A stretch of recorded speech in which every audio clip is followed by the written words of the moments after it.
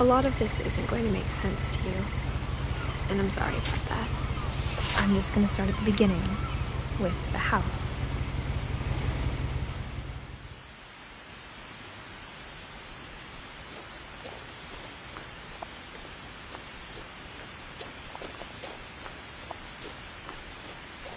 I lived here until I was 11, but I wasn't allowed inside half the rooms.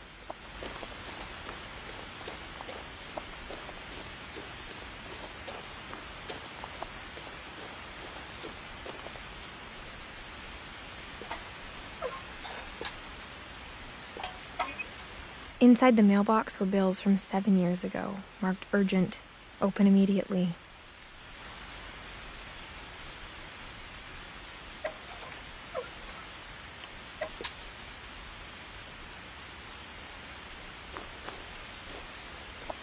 I hadn't been back since my brother Lewis's funeral.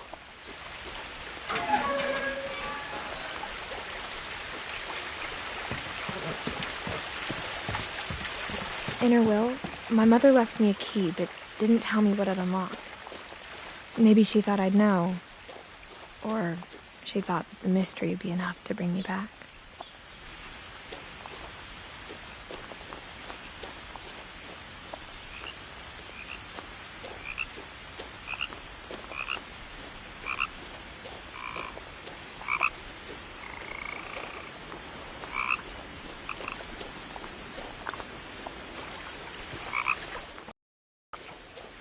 Even after I inherited the house, I never thought I'd come back to it. But now I had questions about my family that only the house knew the answers to.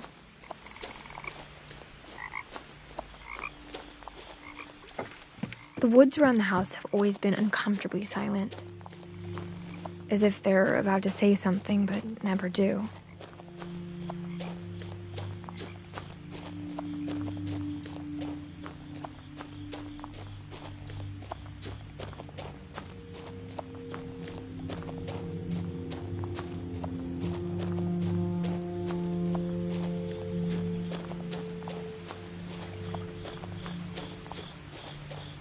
The house was exactly like I remembered it, the way I'd been dreaming about it.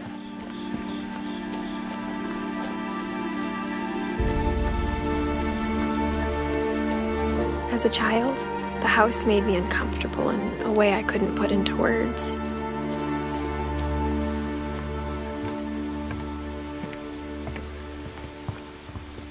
Now, as a 17-year-old, I knew exactly what those words were. I was afraid of the house.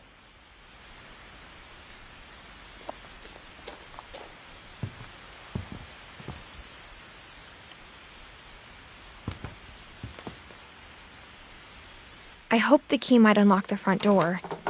It didn't.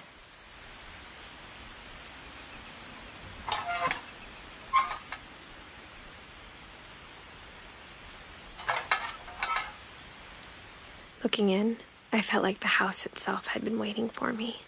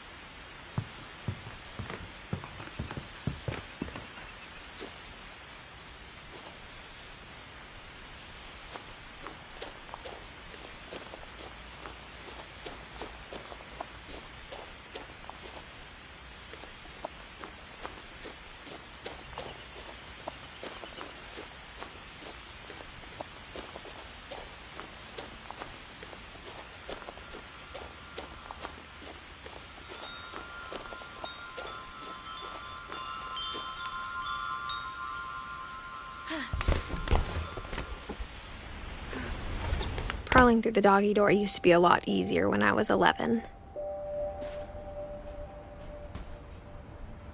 The power had been turned off the night we left.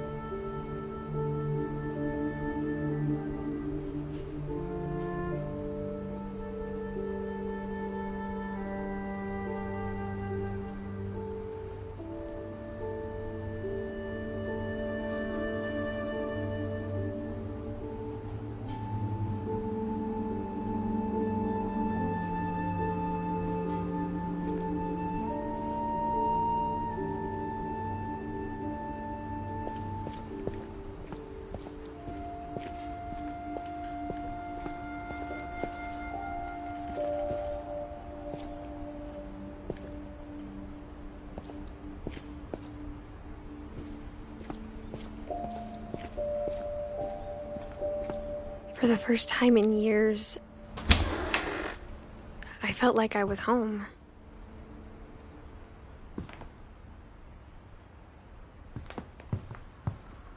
But instead of a family, there were just memories of one.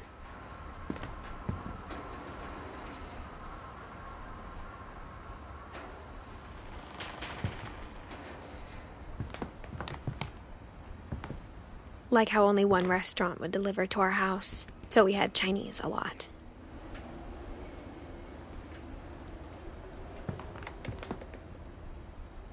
Or how after Louis started working at the cannery, we all got sick of eating salmon.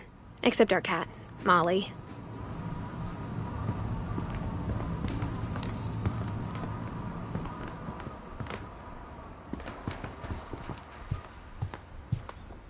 The table was still a wreck from the night we left. It was like a bomb had gone off, killing everyone but sparing the furniture.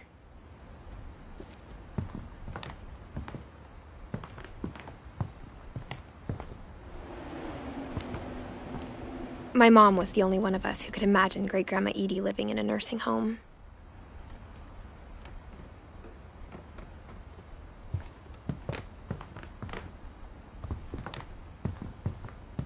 Nothing in the house looked abnormal. There was just too much of it, like a smile with too many teeth.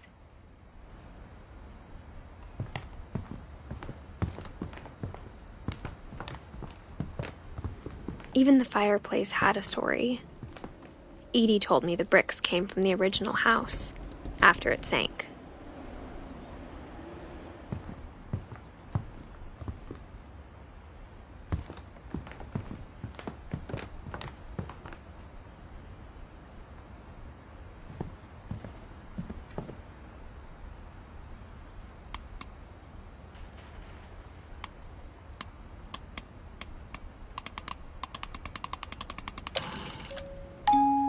Great-Grandpa Sven built a music box for Barbara, along with the rest of the house.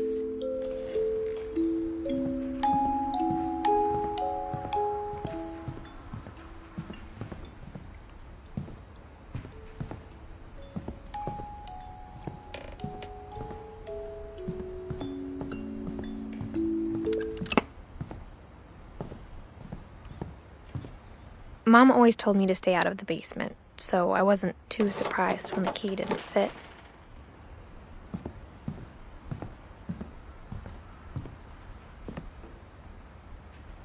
After Milton disappeared, Mom sealed up all the bedrooms. Then Edie retaliated and drilled peepholes.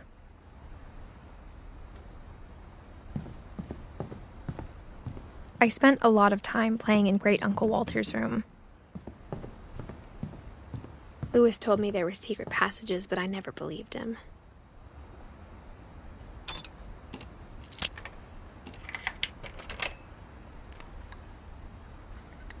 Turns out, my mom was really good at keeping secrets.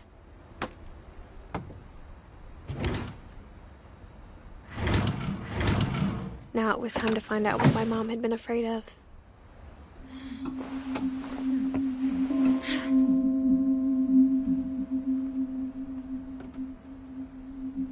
Reading this, maybe it sounds like I had a plan, but I had no idea what was behind that door.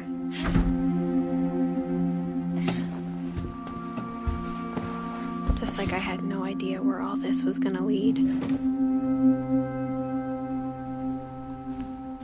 I grew up looking at Molly's room through the peephole. Molly's gerbil had a tiny bedroom with its own even tinier gerbil cage.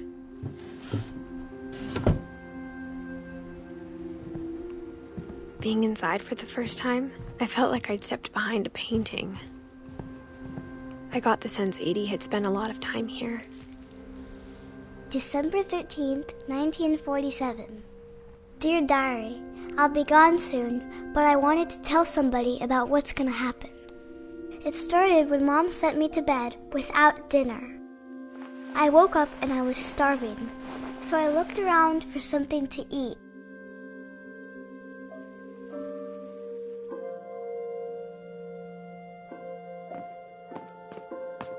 The gerbil food was dry, but I didn't mind it.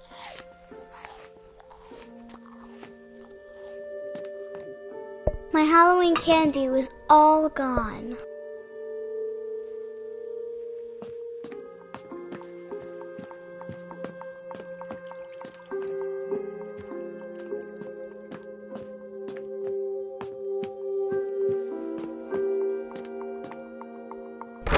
Mom, can I come out now? Sweetheart, it's late. Go to sleep.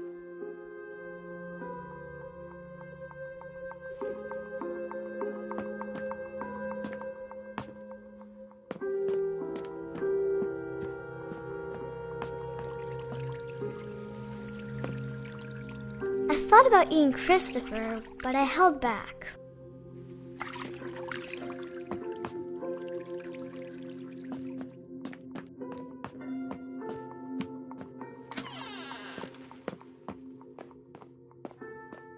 I ate a lot of things that night.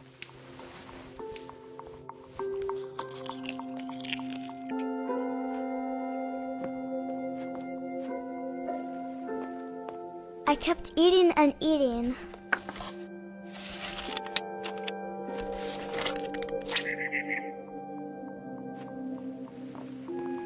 Then I heard chirping outside my window. It was a barn swallow going back to her nest. I reached out for her.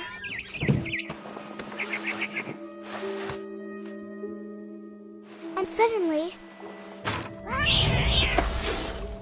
I was a cat.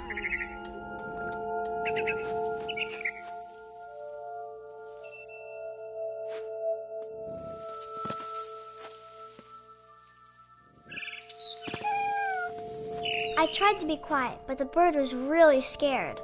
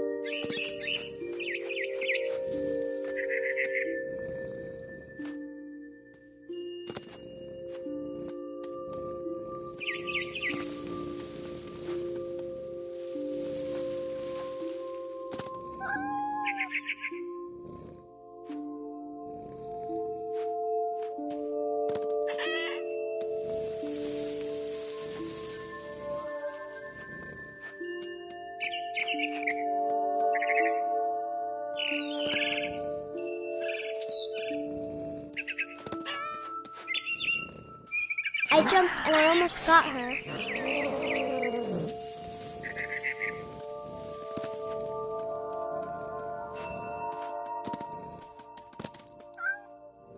I could tell she was getting really tired. Now I was up in the big tree. I promised Dad I wouldn't climb it anymore. All I cared about was eating that mama bird.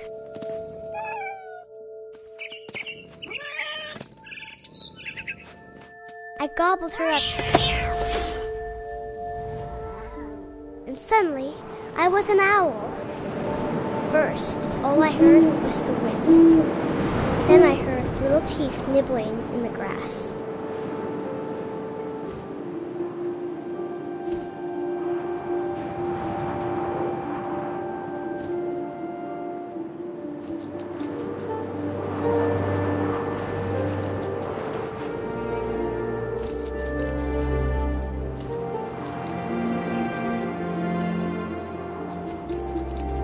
Rabbits.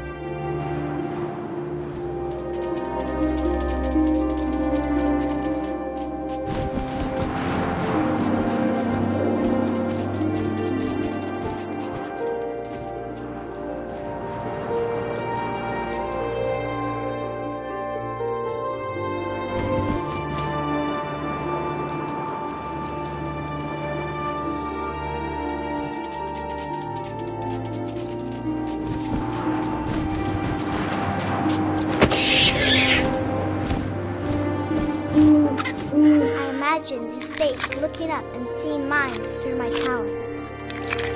I swallowed him up, and I didn't chew one bit. Then I flew off to find something bigger.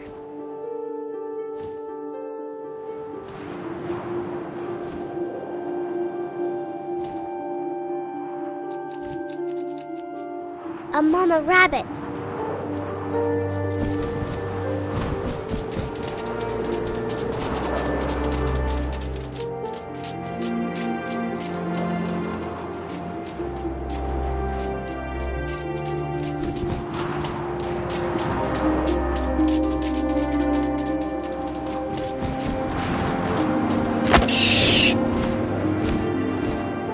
She was almost too big to carry.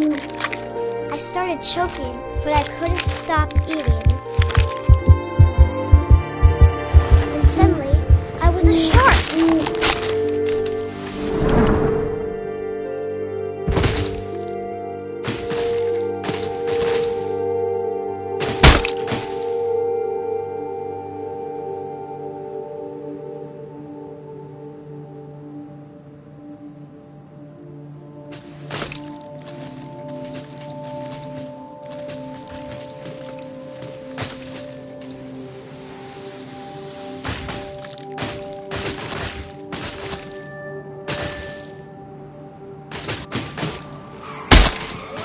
I rolled off a cliff and into the ocean. Now, I was hungrier than ever.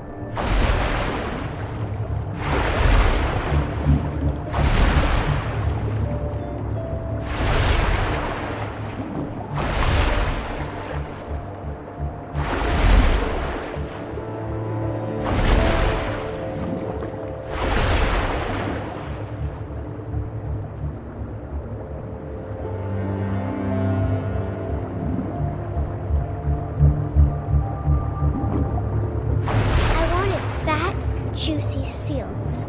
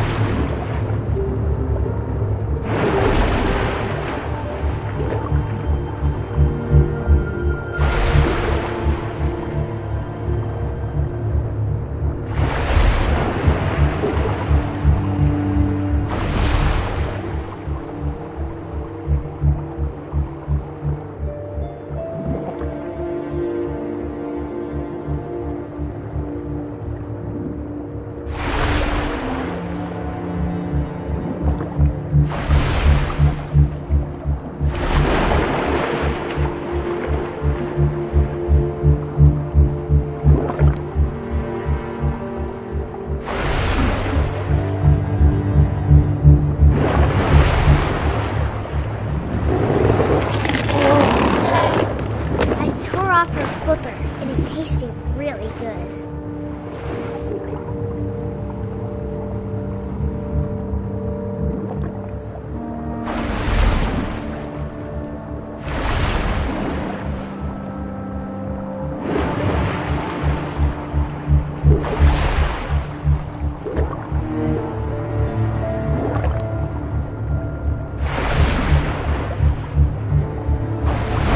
I grabbed on tight. So hungry, I jumped out of the water. When I opened my eyes, everything had changed.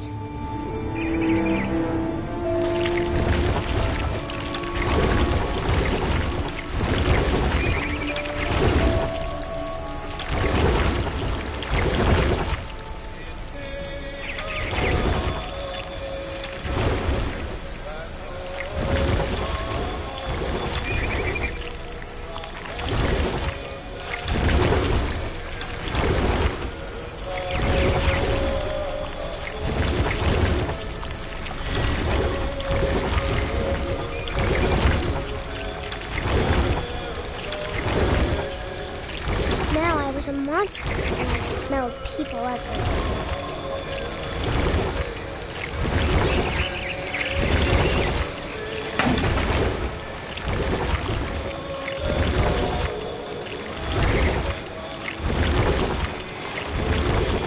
I was big, but I moved real quiet.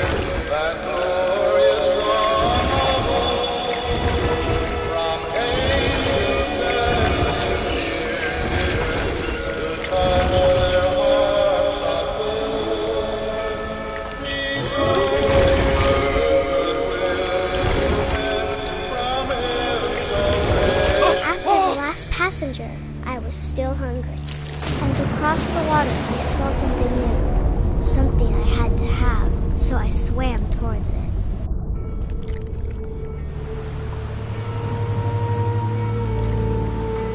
I slithered onto the sand, and the good smell went into an old pipe.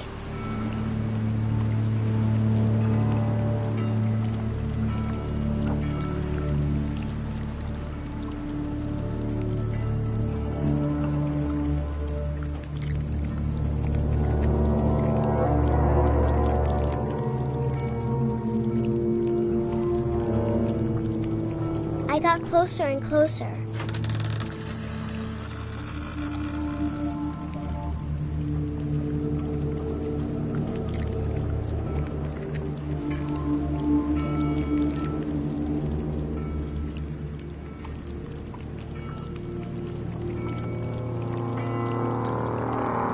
All of my stomach started growling. And suddenly, I was me again. I held my breath for a long time, but I couldn't hear anything. I think it's waiting for me to fall asleep. But it's not going to wait much longer. It needs to feed, and we both know I will be delicious.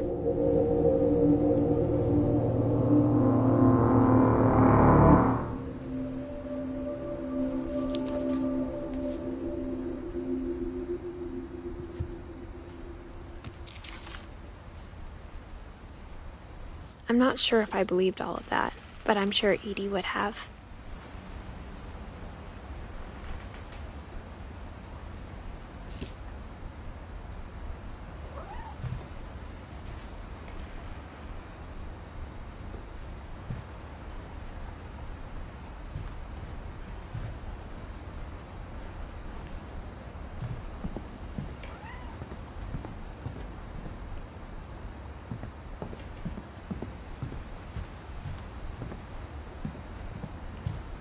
I can't describe it, but I felt like some part of Molly was still here.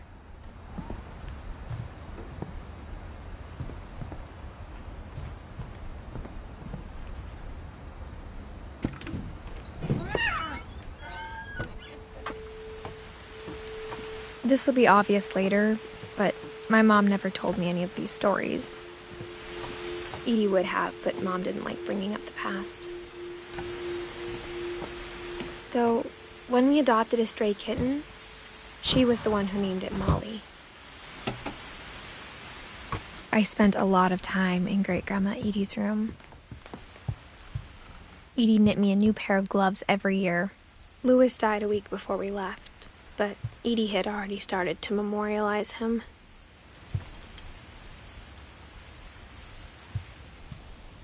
Her room was like a museum.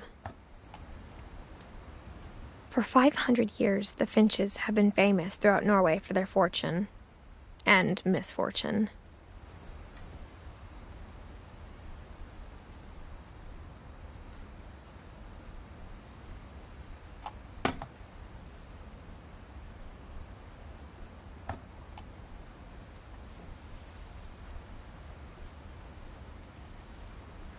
Odin Finch buries the latest victims of the family curse.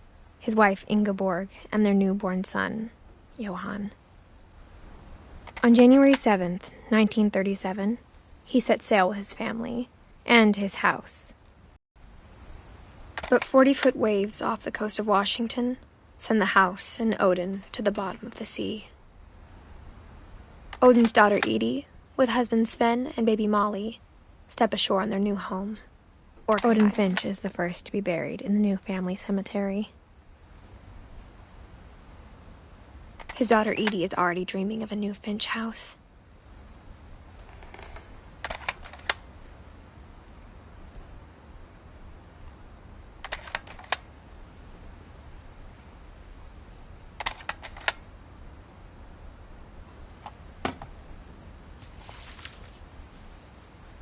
Whatever's wrong with this family, it goes back a long ways.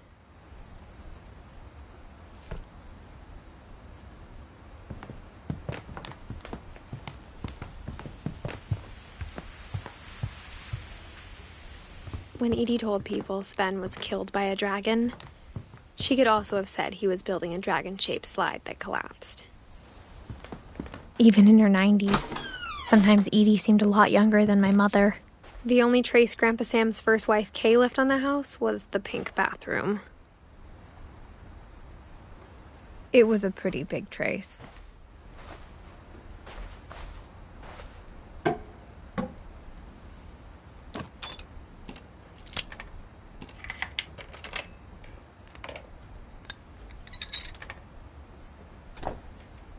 There's a secret in this bathroom.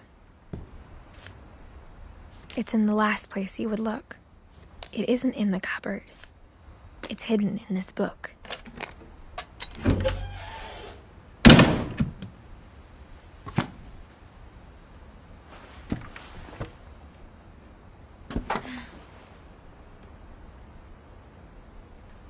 Sven gave Sam an old camera he'd refurbished. He never put it down.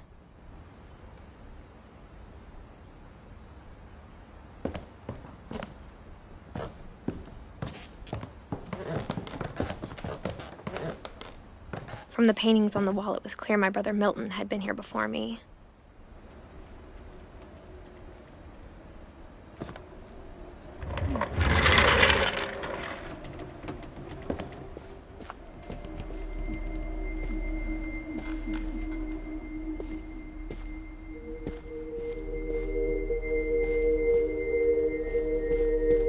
I knew Grandpa Sam had a twin,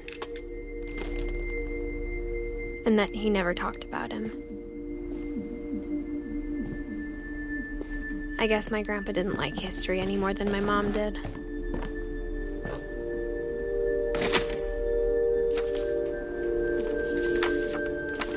How I Want to Remember My Brother by Sam Finch. The thing I remember is that when he made up his mind, that was it.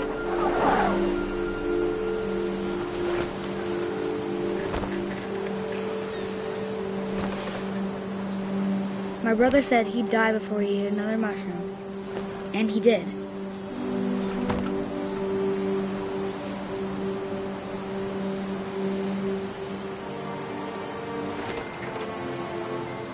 At Barbara's funeral, we swore we'd never be afraid again, and he wasn't. I think Calvin always wanted to fly.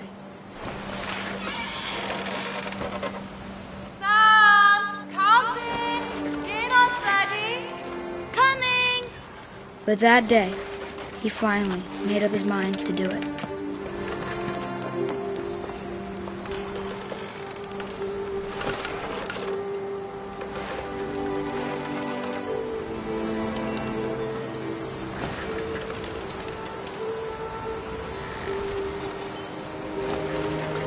I told him going around was impossible.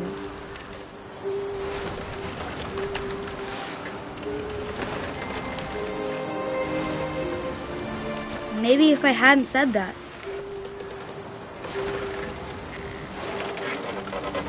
Alvin, I'm not gonna tell you again.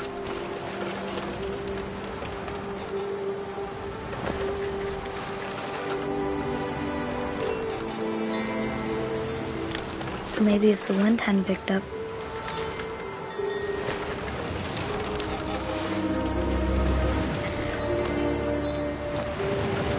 Then maybe he'd still be here. But I doubt it.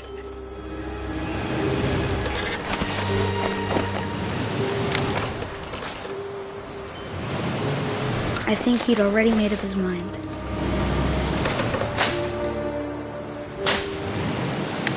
That's what I want to remember about my brother.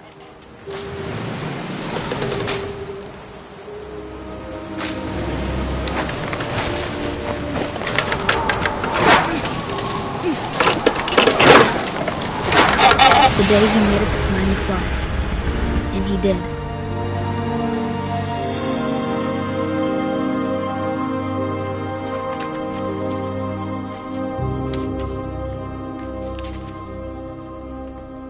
Calvin's story felt strangely familiar. When I was younger, I remember trying to do the exact same thing.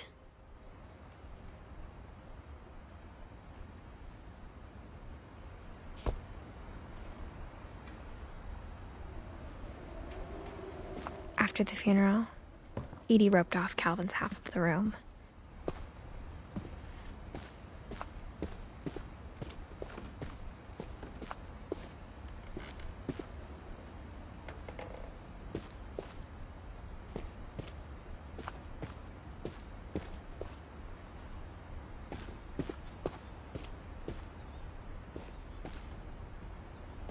Mom said Grandpa Sam enlisted at 18 and never set foot in the room again.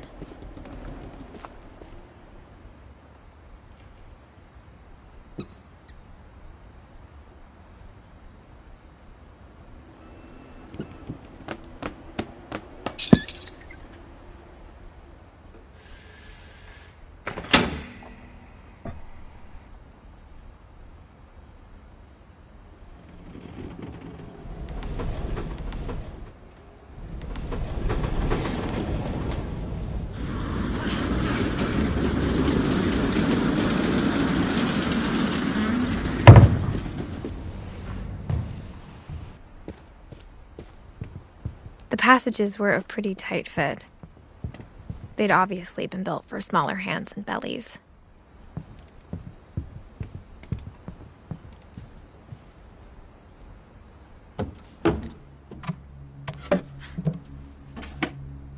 Growing up, I always thought of Barbara as a child star.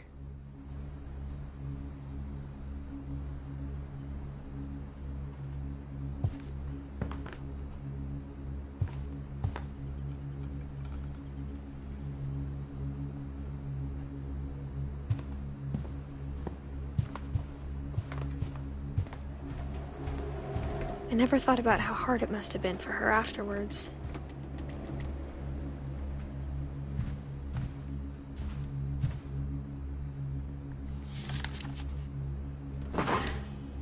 Of all the stories people wrote about Barbara's death, I'm surprised Edie saved this one.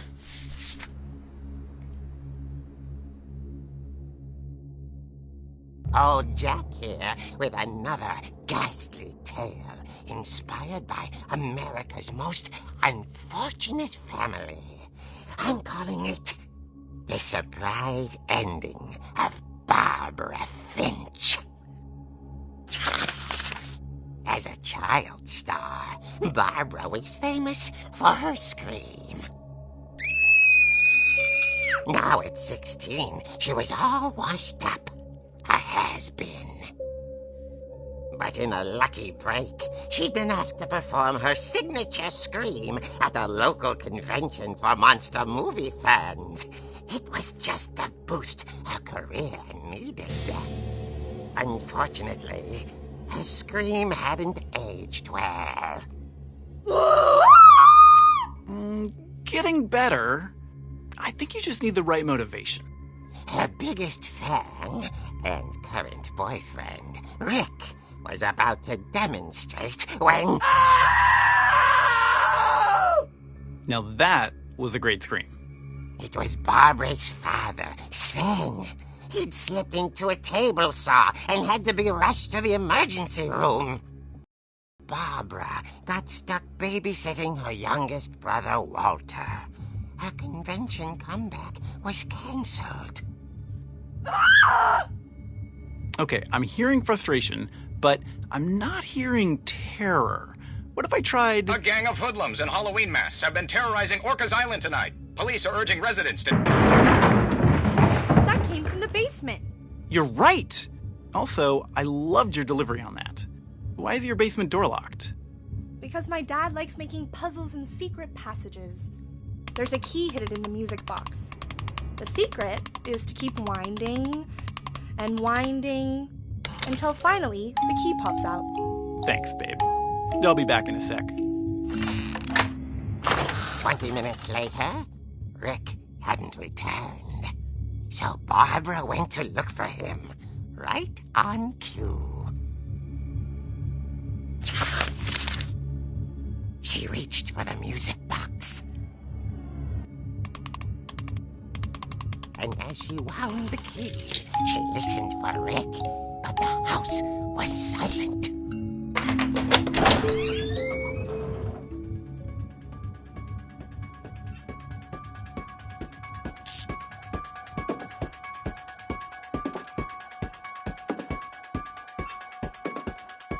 She found Rick's crutch and imagined the worst.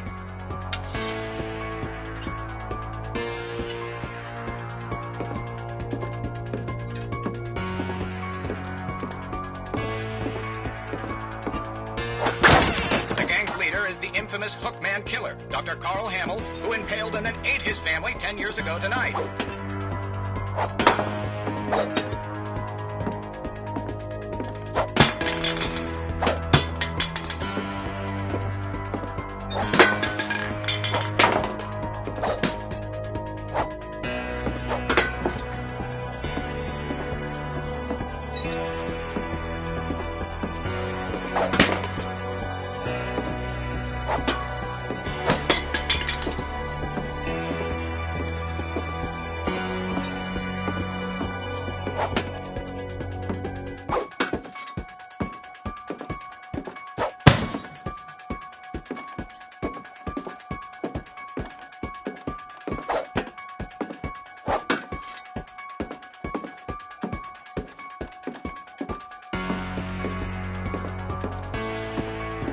The old fridge rattled and grew still.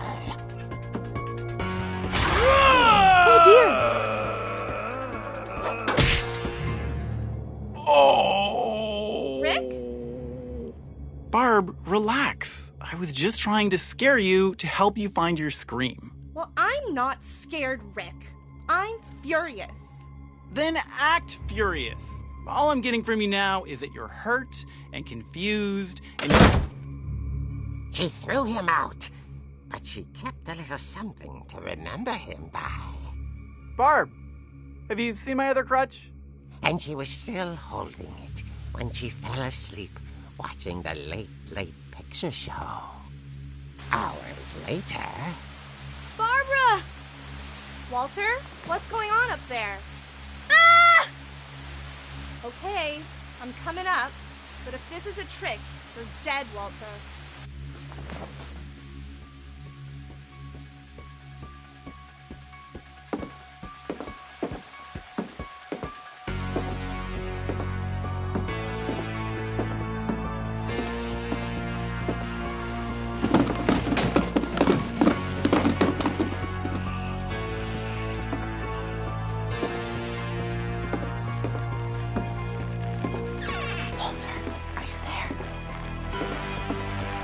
Walter vanished. His bedside radio was still on.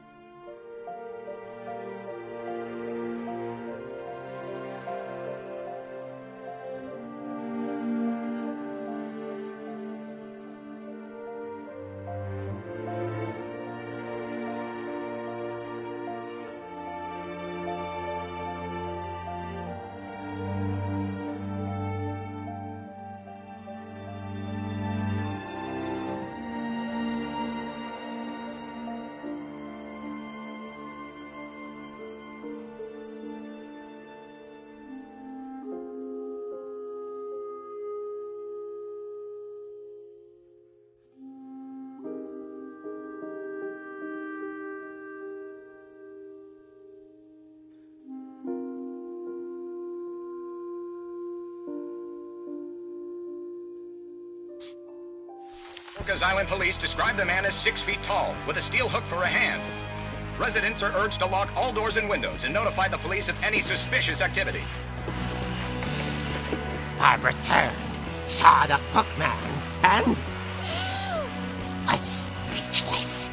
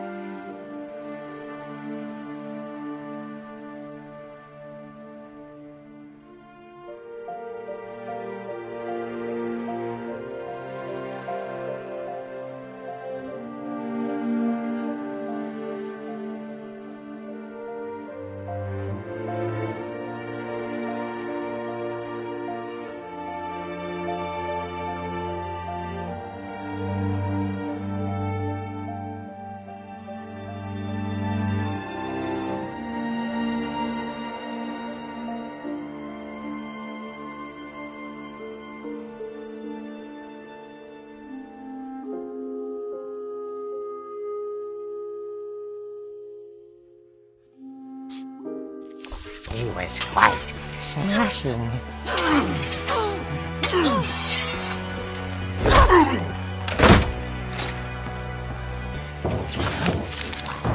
And he couldn't get enough of Barbara.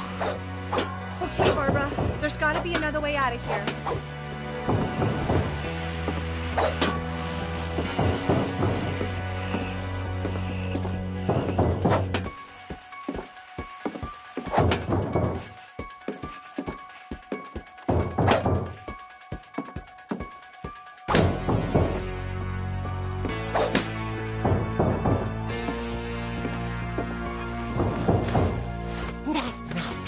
She played her part beautifully.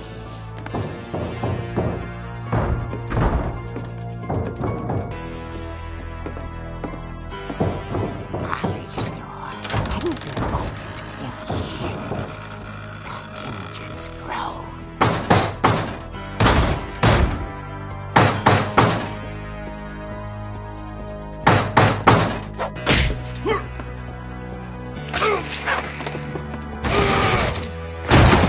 Wasn't moving, but she sensed the story might not be over yet.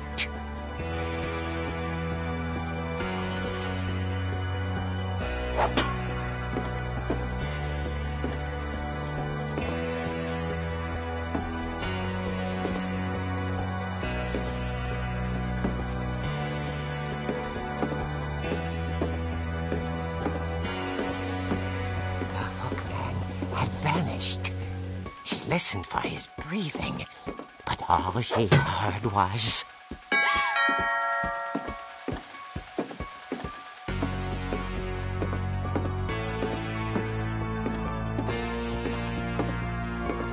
At the door, she heard whispering. It was coming from inside the house.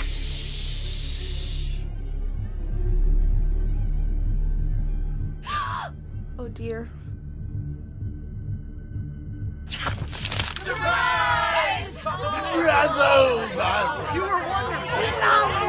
The monsters had come to surprise her. For Barbara, it was a dream come true.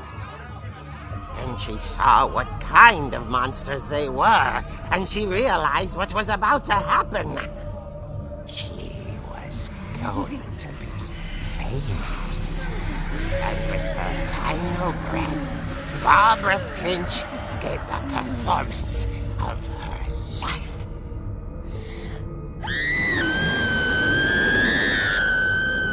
I wasn't there myself, but I hear Barbara was magnificent. Poor girl. She had a taste for stardom.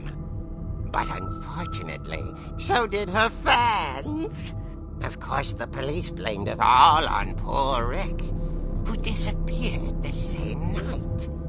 And little Walter, hiding under his bed the whole time. He took it all pretty hard, but that's another story. As for Barbara, tucked inside the music box is all they ever found of her. Her ear. Now that's what I call a real eerie tale.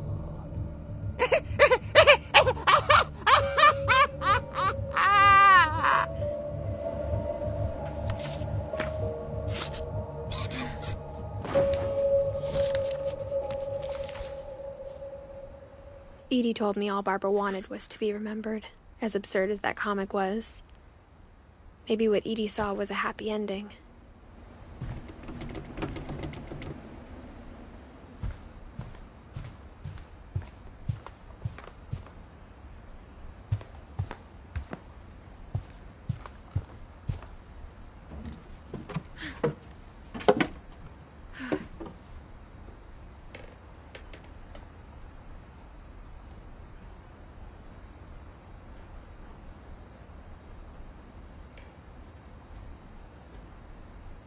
I guess now I know why Mom didn't like me playing with the music box.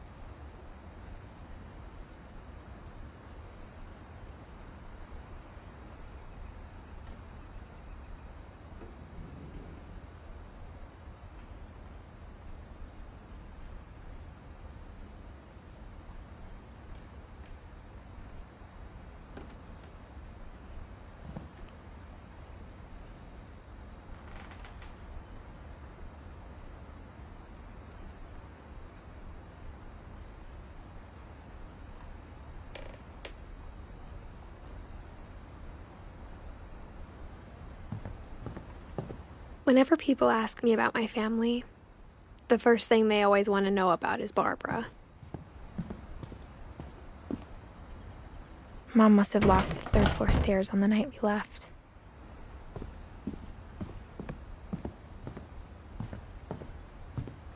Edie's father, Odin, built the original house. It's funny. All those times I played with the music box and never found the basement key.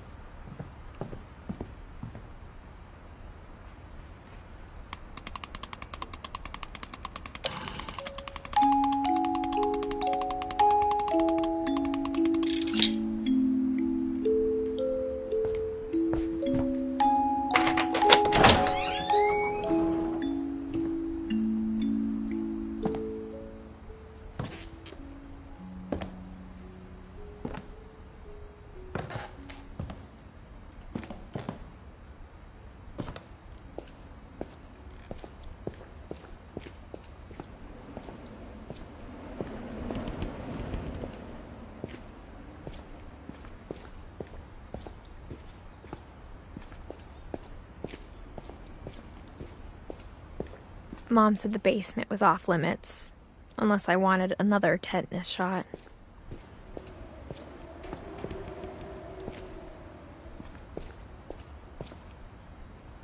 I saw Edie sneak down to the basement once, carrying packages.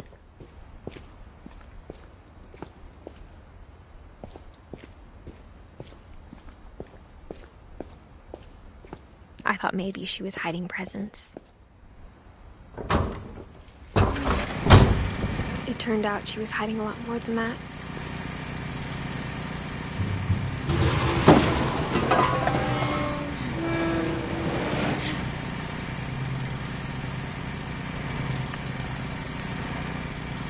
I remember asking Mom once about where Walter had gone.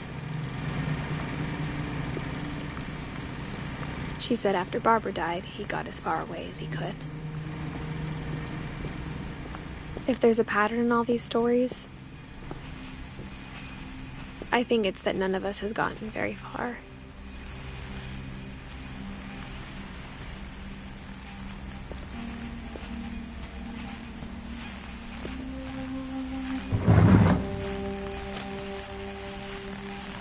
Goodbye, everyone. I can't believe I've been down here for 30 years. On that first day, after the shaking started, I didn't think I'd survive a week.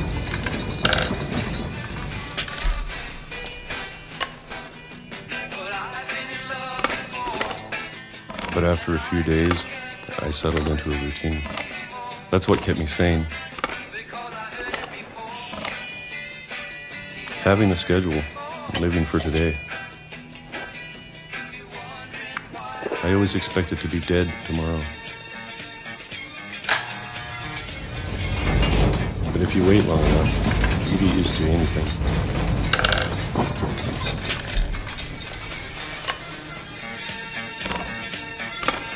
Even a monster on the other side of the door starts to feel normal. Almost friendly.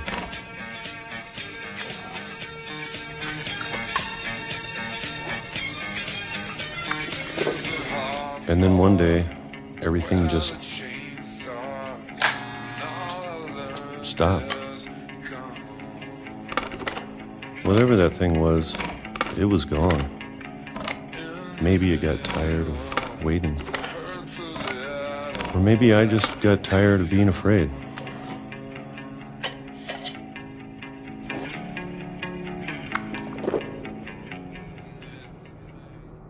It's been a week now, the longest in 30 years. I'm done waiting. I have to leave while I still can.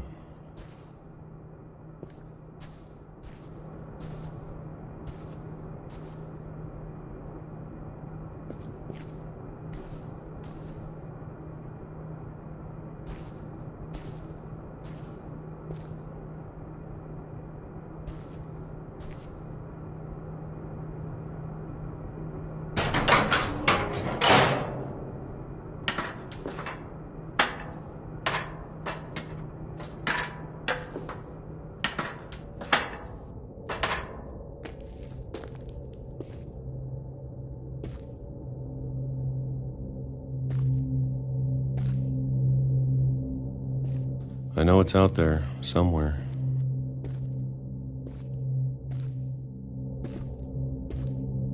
Whatever killed Barbara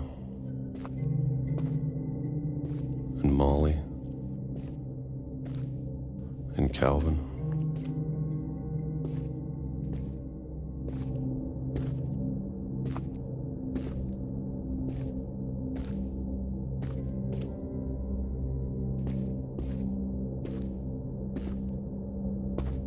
Maybe this is all a mistake.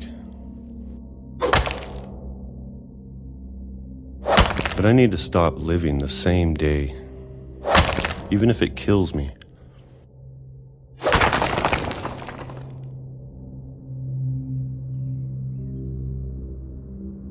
Whatever's out there, I want you to know I'm ready for it. I'm going to appreciate all of it, especially the food. I don't mind if I only have a year left, or a month, or a single week. I'd be happy with one new day. I can already imagine the sun on my face.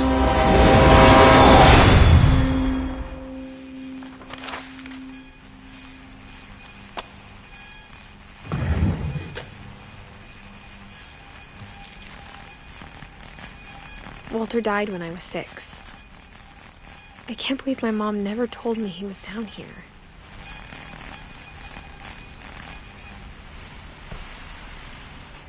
I'm sure my mom was trying to protect me.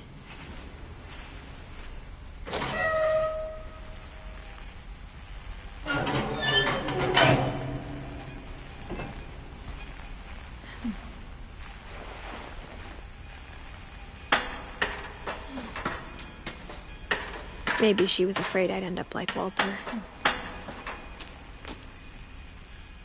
But if she never told me about an uncle under the house,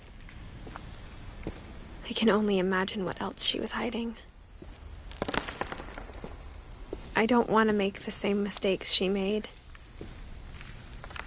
trying to bury something that's still alive.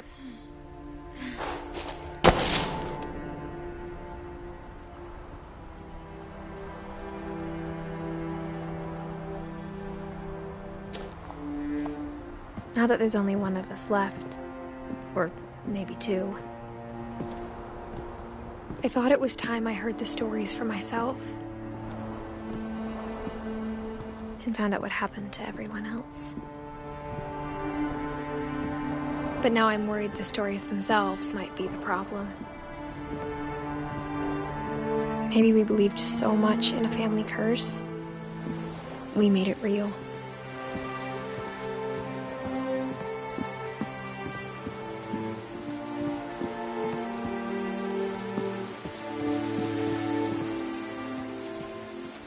I don't know if I should even be writing this.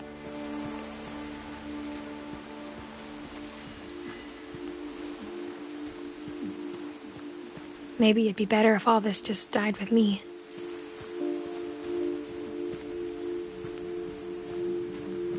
But I thought you should know about your family. And the history you're a part of.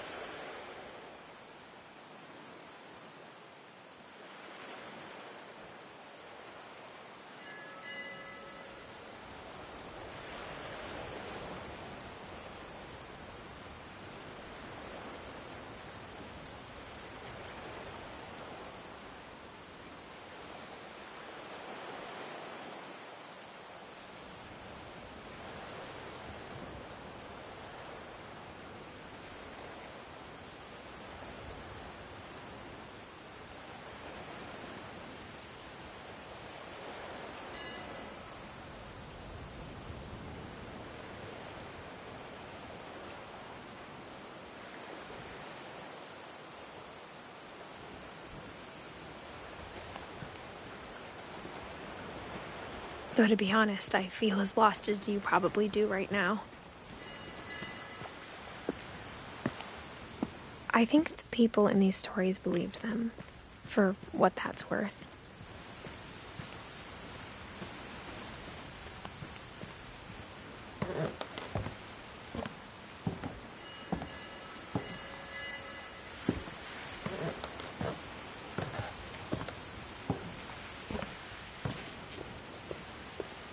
And when you look at the house, that history of imagination and stubbornness and madness, any of it seems possible.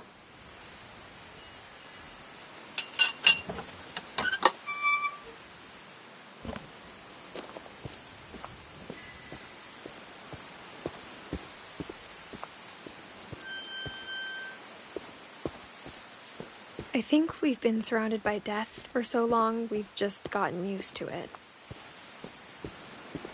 What kind of family finishes building a cemetery before starting the house?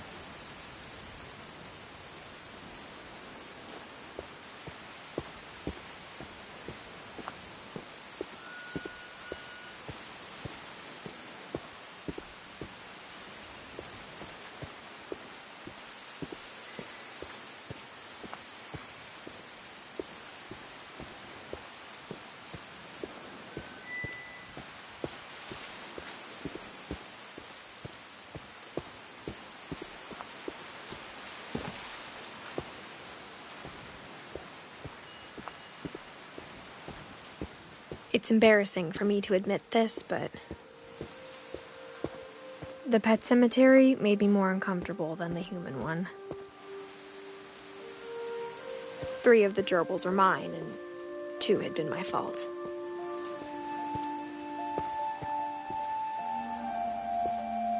Sven built the house, but it was Edie who designed the cemetery. I'm sure Odin's monument had been Edie's idea. My mom was always trying to move on, but for Edie, the past never went away.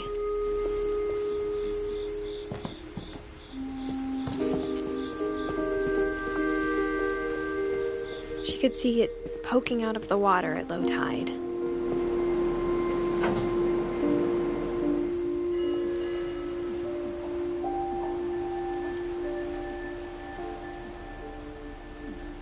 Edie said she dreamed about the old house every night.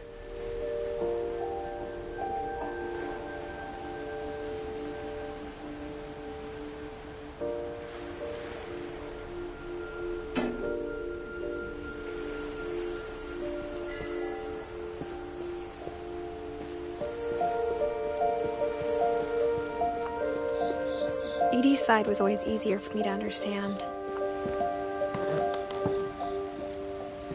But the older I get, the more I can see where my mom was coming from. Her dad had been pretty strict, but it wasn't enough to save her brothers. She was just trying to do better.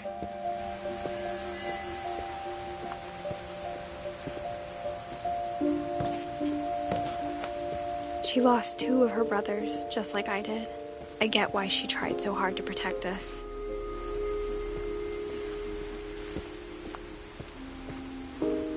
There's so many things I wish I could ask my mom now. Part of me thinks this is what she wanted all along. For me to come back someday and find everything out for myself.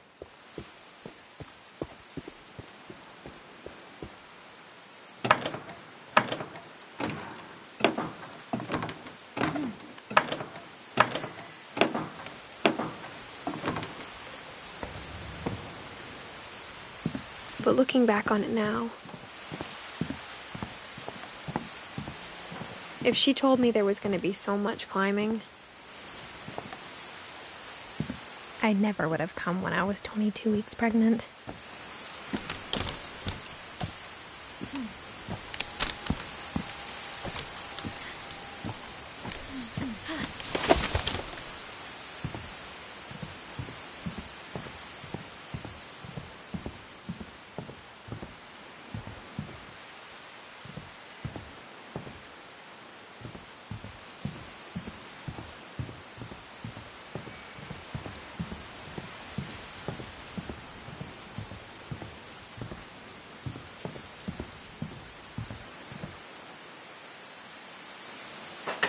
I never met Grandpa Sam, but I think he and my mom had a lot in common.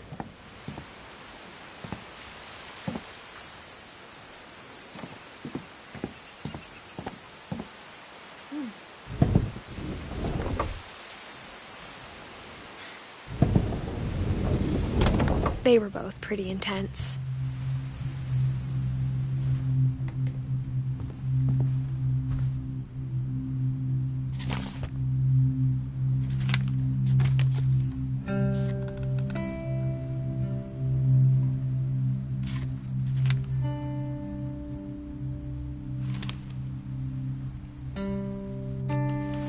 Dawn, I promise, you'll never forget this weekend.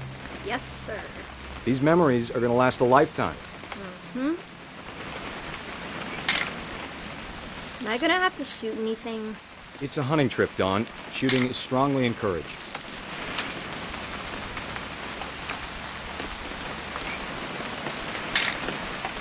Not quite. Shouldn't we be leaving? Just want to get a shot of you, Dawn, then we can take off. I'm over here, Dad.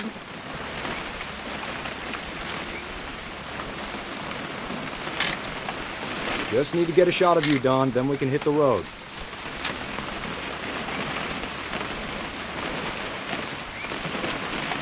What? Perfect. It's gonna rain the whole weekend, isn't it?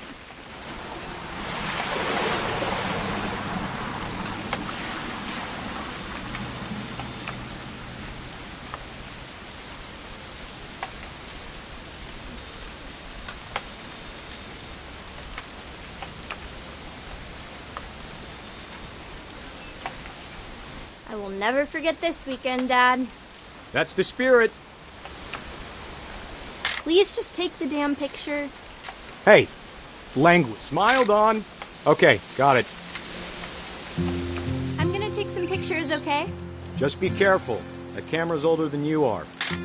Aw.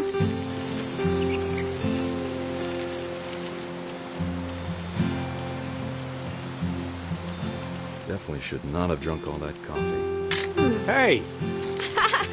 That's a keeper. I'm just saying, I'm not always gonna be here, Dawn. You'll need to remember this stuff, if you want to survive. I'll be fine, Dad.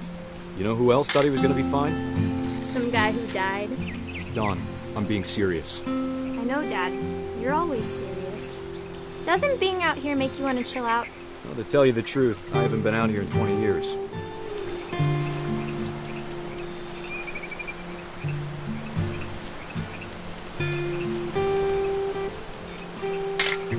Last time. Dawn, don't you think you could find something more interesting to photograph?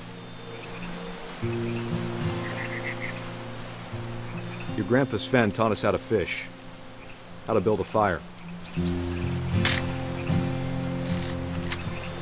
We found an old logging trail. There were deer everywhere. I bet if I could remember where that trail was, we'd spot a buck for you in no time. Give me a minute to check the map.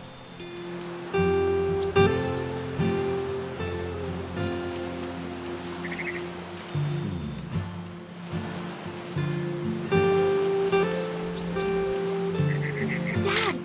Good eyes, Dawn.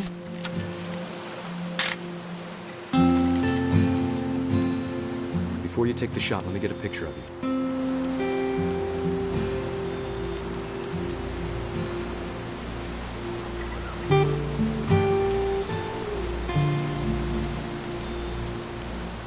Dad... Let me get behind you.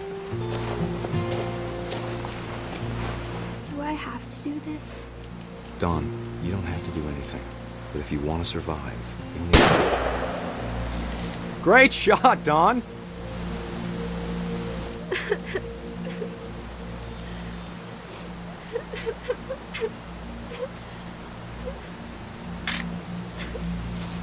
I'm proud of you, Dawn. Always remember that, okay?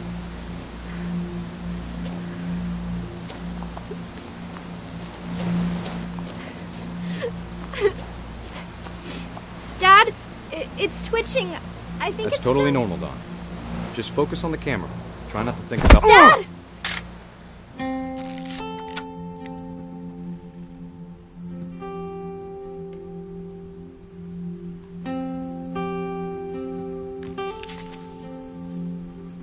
Of all these stories, that's the one I wish most that my mom had told me.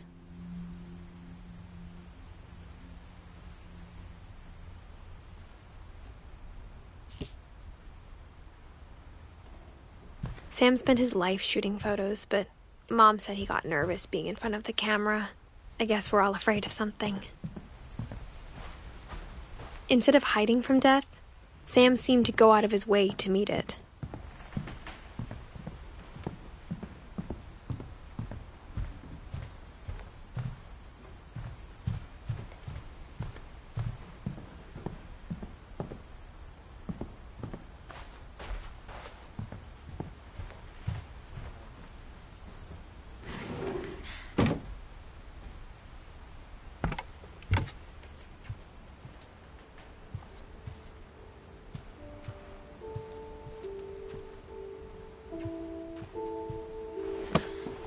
After Sam died, my mom and Edie got really close. They'd both lost a lot.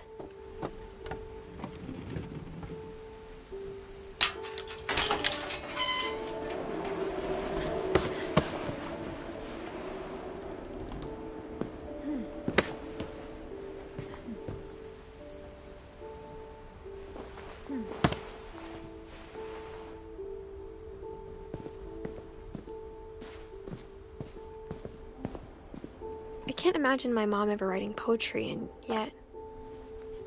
A poem for Gus, who always said the wedding was a bad idea. Our father never hit us kids, at least not very hard, before the day my brother said with teenage disregard that he'd be dead before he'd see a wedding in our yard.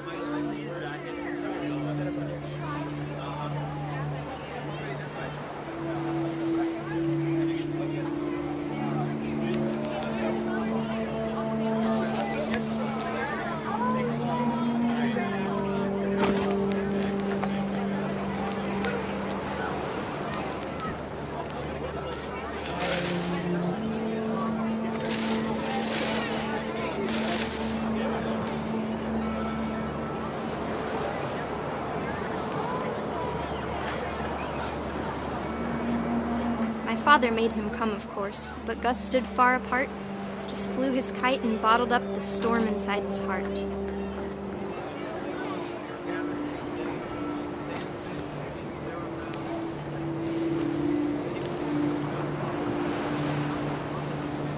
I tried to talk him out of it, but though he'd never met her, "We don't need a stepmom," were the words that I now pronounce you husband and wife.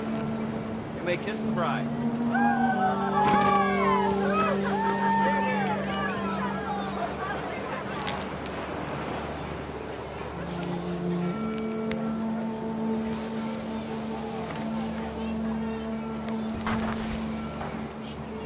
When the time for photos came, Dad ordered him to come here.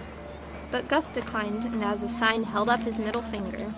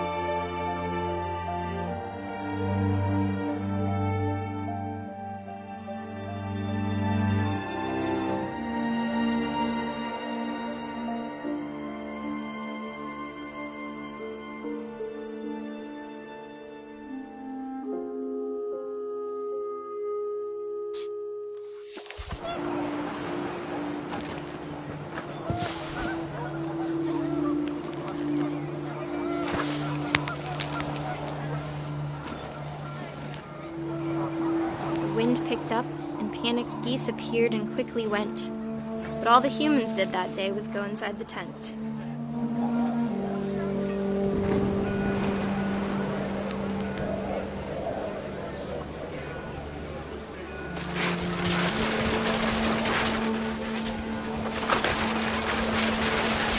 The rain came down in buckets then, but no one seemed afraid that nature might destroy the tent our dad had crudely made.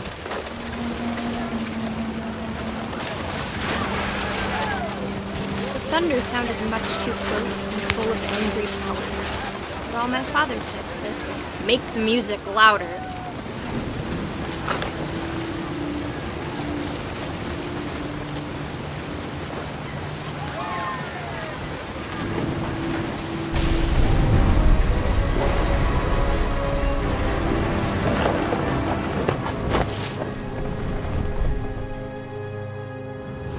I wish that I could truly say I thought about you on that day. Out there on the beach alone, just you, the wind, the sea, and foam. But I didn't, until we found you.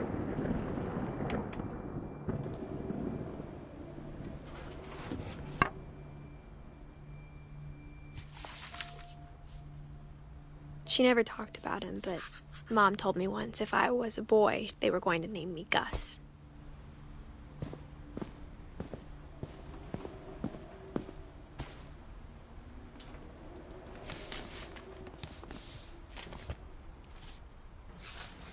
Dear Kay, do you remember the way Gregory used to laugh when he thought he was alone? Like something funny was happening, but only he could see it.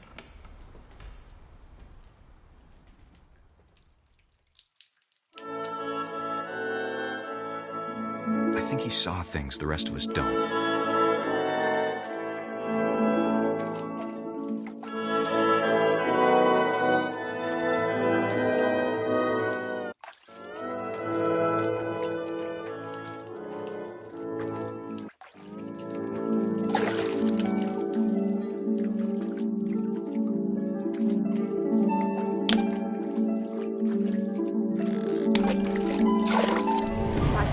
Gregory, it's time to...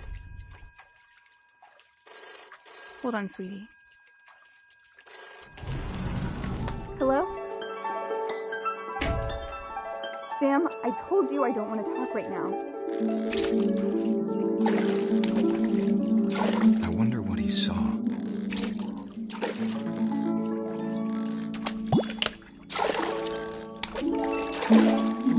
What his world was like.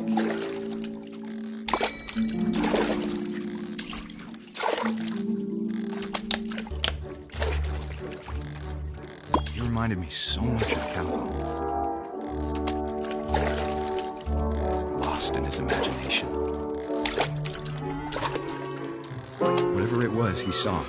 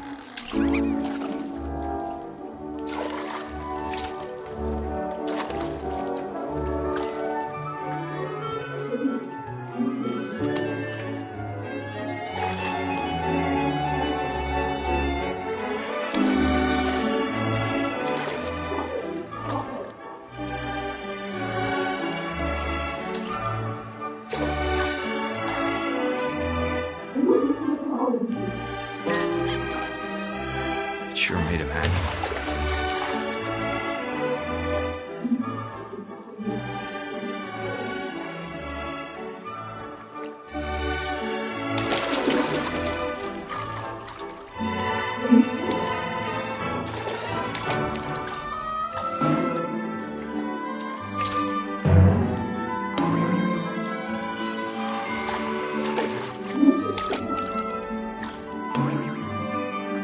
How silly it sounds.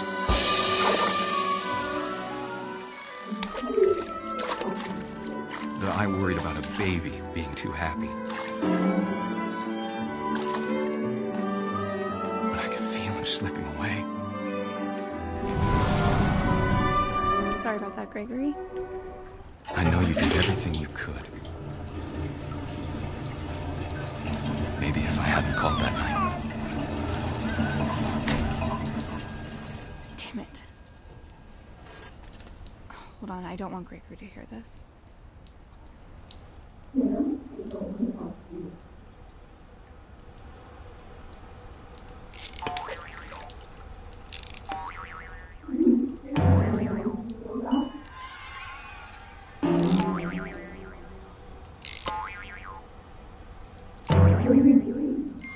I wish you could have told us about the world he saw.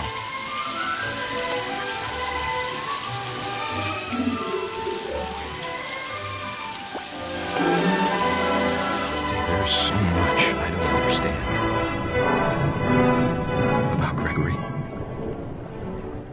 about everything.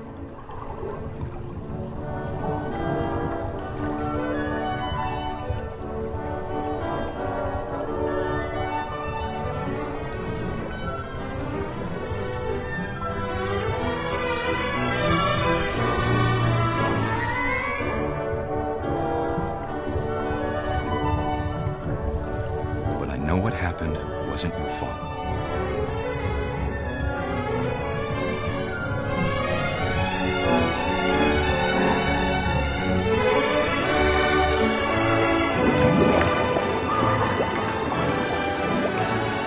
I'm sure he's happy.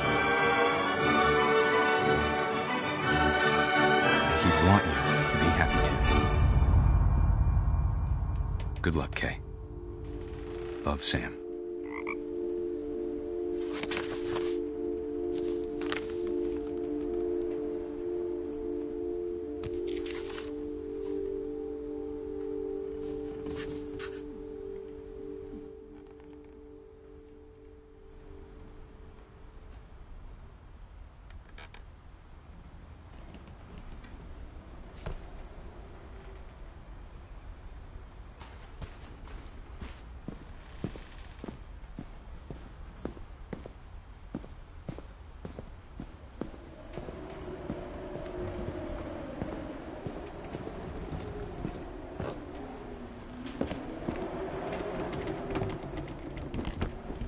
My mom moved up to the loft after her brothers died.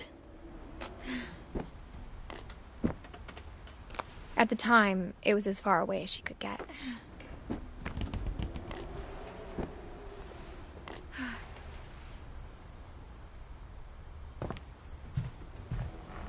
She spent a summer building houses in Calcutta, where she met my dad, Sanjay. My mom moved to India a week after graduation and got a job teaching English. Louis was born a year later.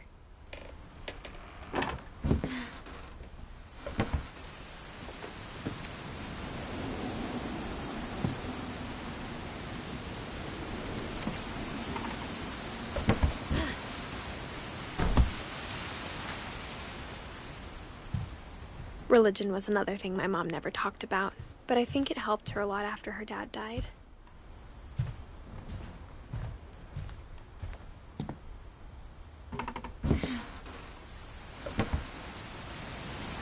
When my dad died, I don't think Mom knew where else to go. I'm sure Edie was happy to have her back and to see kids in the house again.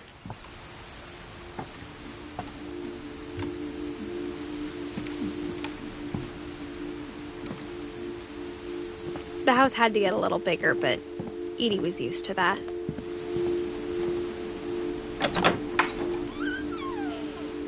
And for a while, things were good, almost normal, but it didn't last.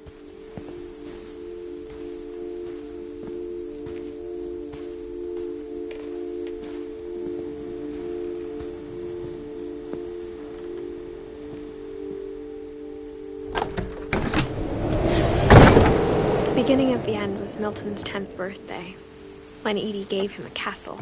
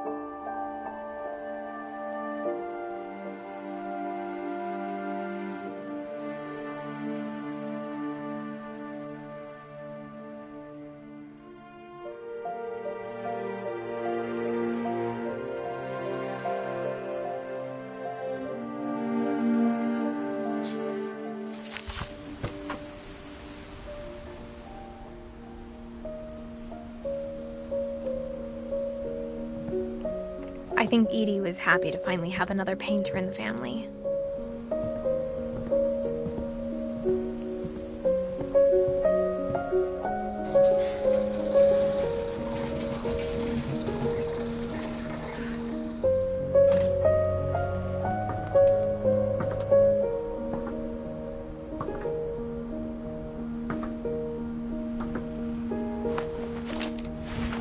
Milton Finch in The Magic Paintbrush.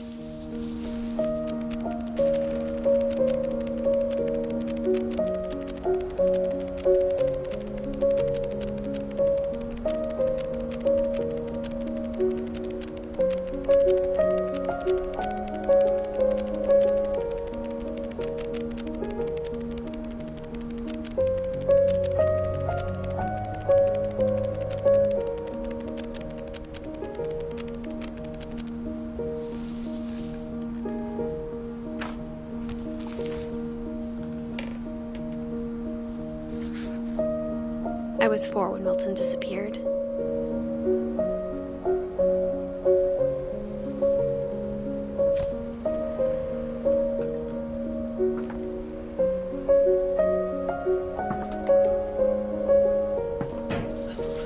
Mom spent months searching for my brother. Then she sealed the doors.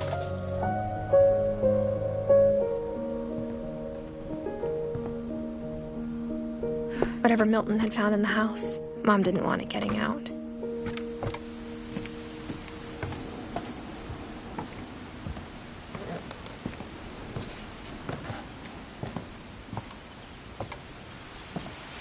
Mom definitely blamed Edie, but I think Louis blamed himself.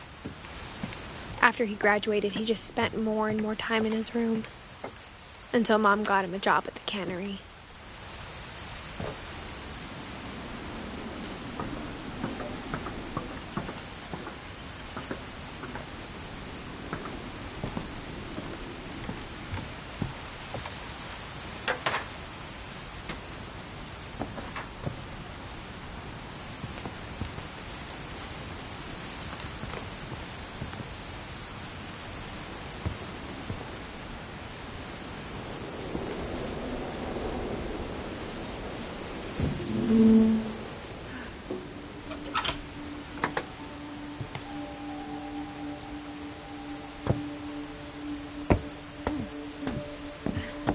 Louis's room smelled very, very familiar.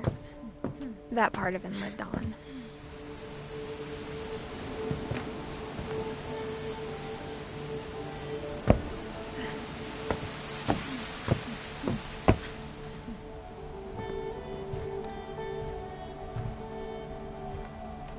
Louis and I spent a lot of time playing games together, but he was surprisingly bad at them. He died a lot.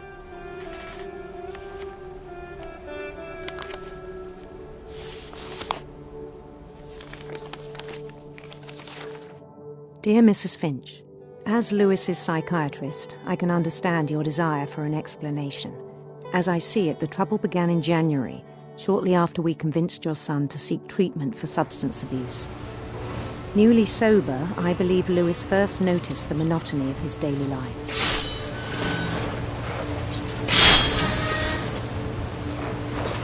He kept working at the cannery, but he withdrew part of himself. In our sessions, I saw the same behavior.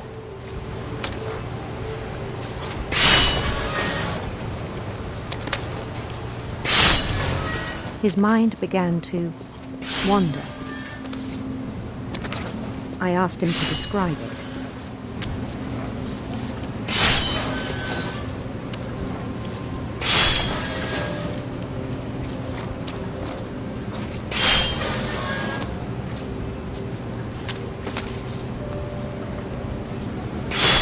He said he started small, imagining a labyrinth.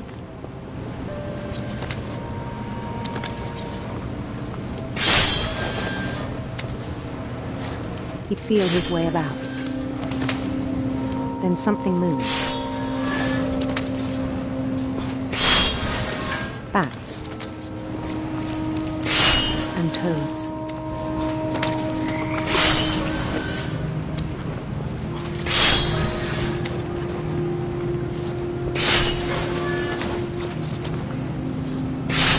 and things that have not names.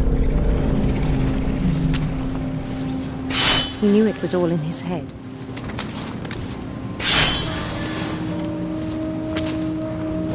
But he took it very seriously. I had hoped he'd find himself.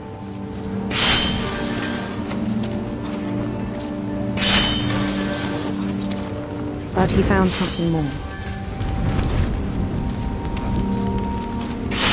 I worried about him then.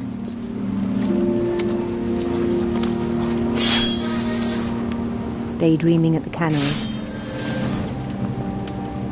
I spoke with his boss. But he said Lewis had become a model employee. Methodical, tireless, focused. Like a whole new Lewis. So I let him go on.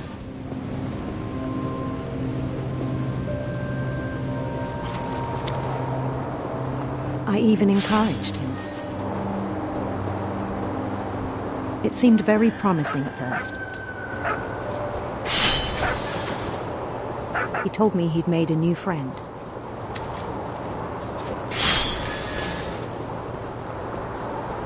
On the edge of a city he named Lewis Topia. He built the city up slowly, brick by brick. Then he made musicians.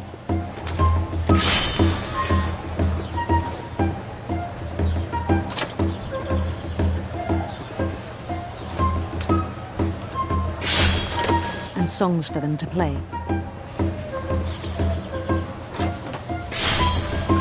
He talked about starting a band.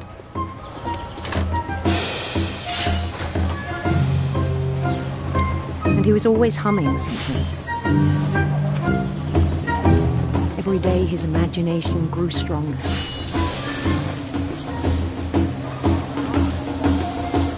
He no longer spoke at the cannery.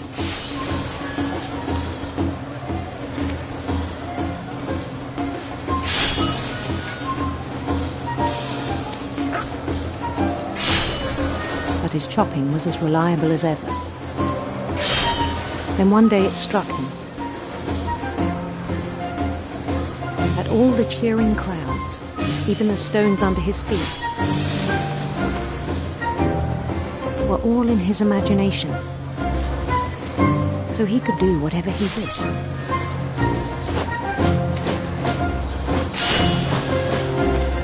He held an election for mayor.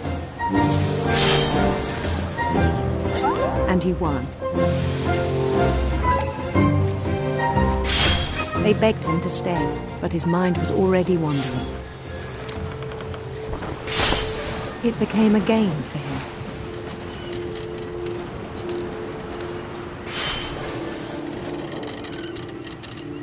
He'd conquer a city, then immediately push on. New Louisville.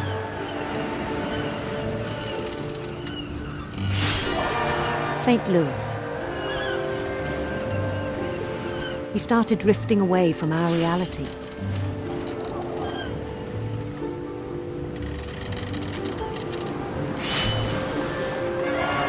Minneapolis. Until one day he forgot to go home from the cannery. Even as his mother pleaded with him, part of Lewis kept sailing on.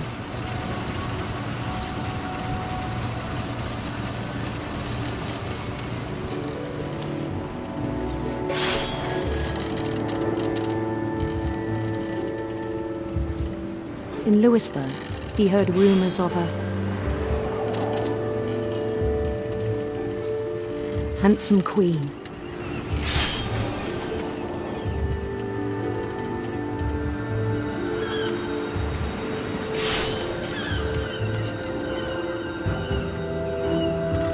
The queen was on her own quest for sinister serpents.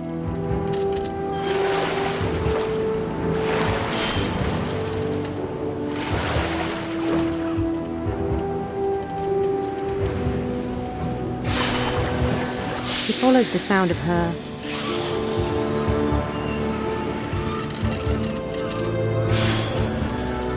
silver harp.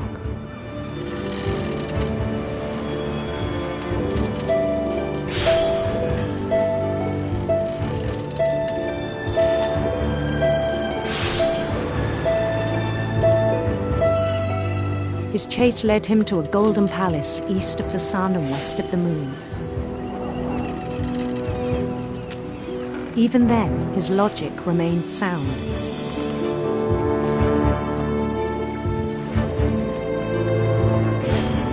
He knew the world was all in his imagination.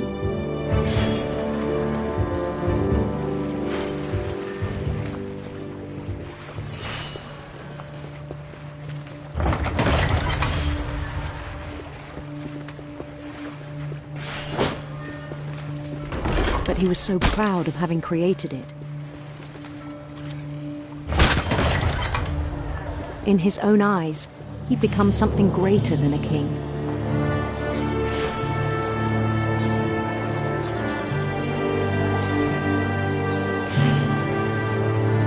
For someone who'd never known success in the real world, I think it was overwhelming. And then it struck him that the real Louis was not the one chopping salmon, but the one climbing the steps of a golden palace.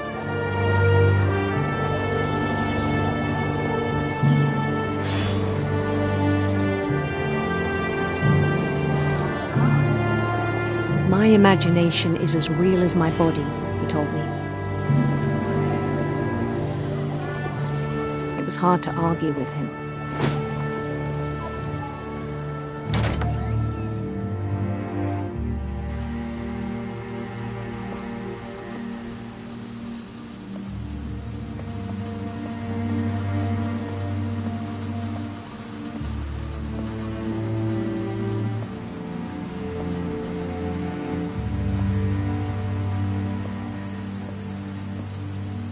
Began to forget the world we know.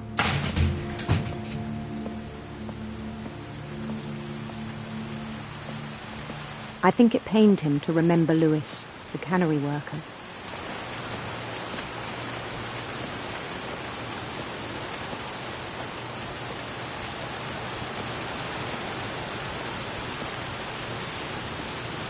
He began to despise the man with a royal contempt.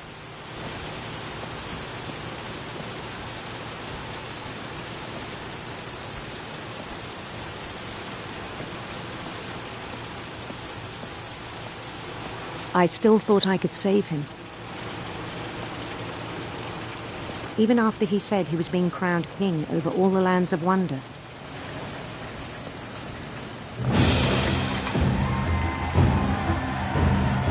The palace would be packed with his companions.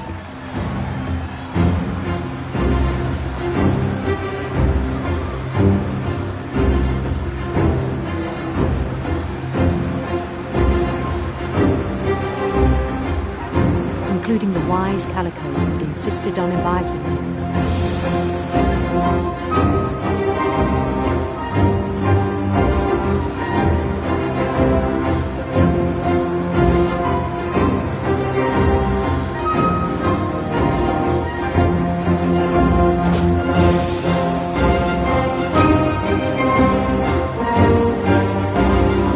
His queen waited, holding his crown.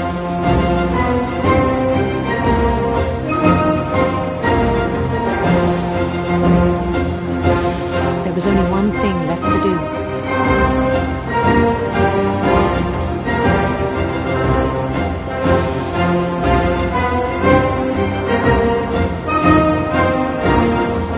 Bend down his head.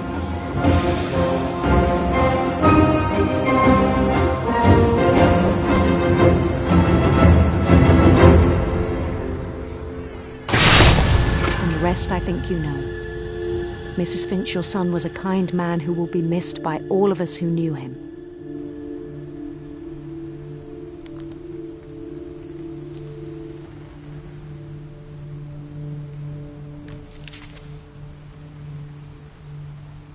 My brother was really cool.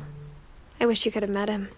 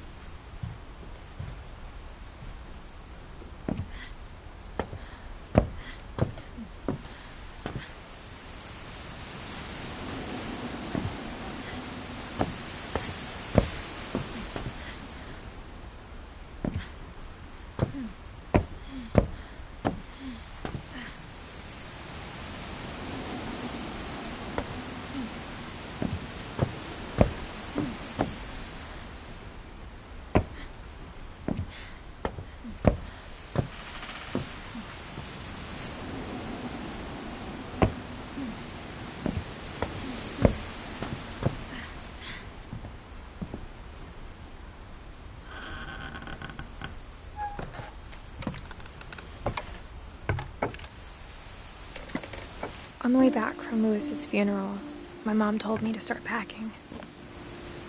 She waited until the day before we left to tell Edie. I'm not sure if she wanted to make it easier or harder.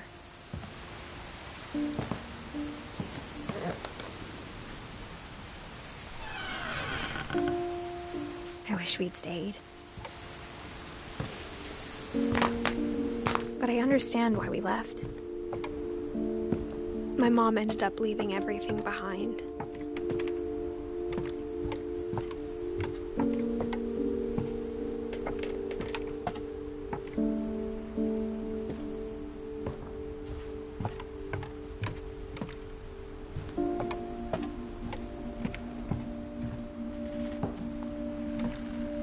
What happened that night had been coming for a long time. Maybe it should have come sooner.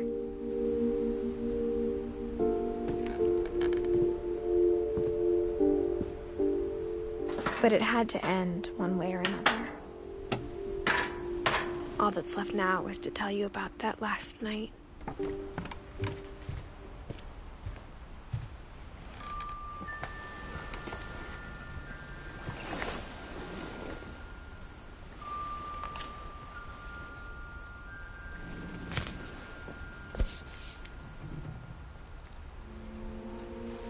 That whole last day, Edie just watched us pack and didn't say a word. Until supper, when she raised her glass and said, "To our final night together, and all our final nights apart." Grandma, you know what I said about alcohol. Some of your medications are very Edith, specific. I left a present for you in the hallway. Why don't you go open it? The grown-ups have to argue now. I'm sorry, you're right. We're all leaving tomorrow. Let's just enjoy our last... I'm not leaving. Edith, you're excused.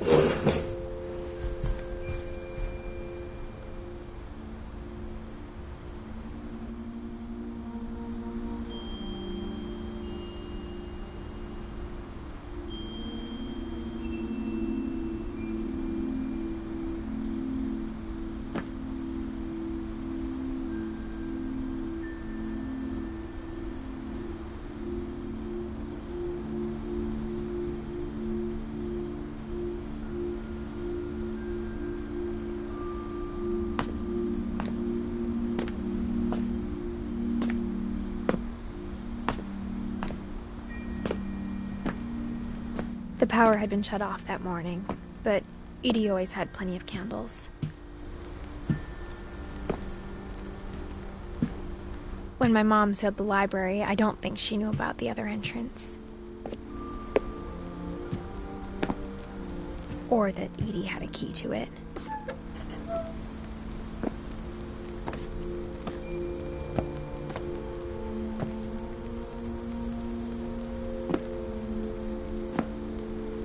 The thing you're afraid of isn't going to end when you leave the house.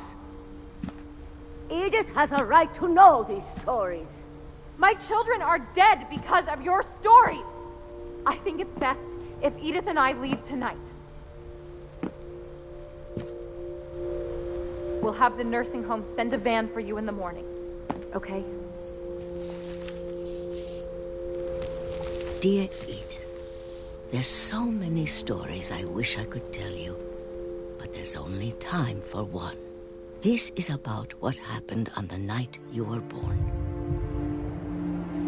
That night, the tide went way, way out.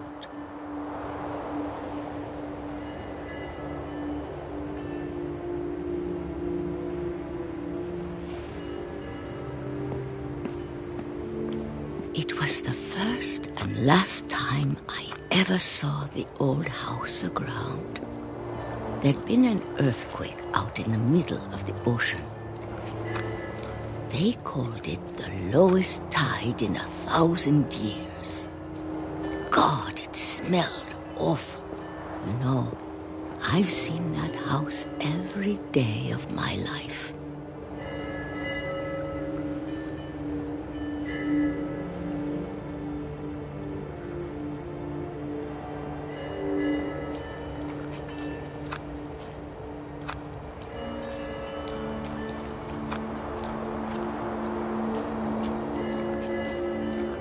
never thought I'd go back to it. When the fog rolled in, I lost my way.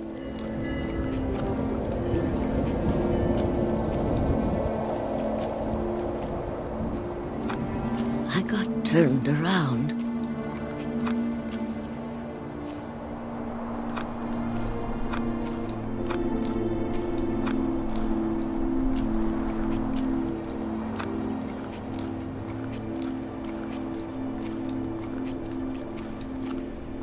I started seeing things.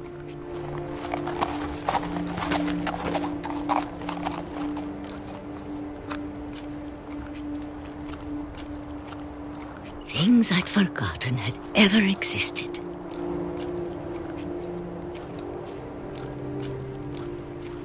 But when I saw them, they felt like old friends. That night, a lot of things came back to me.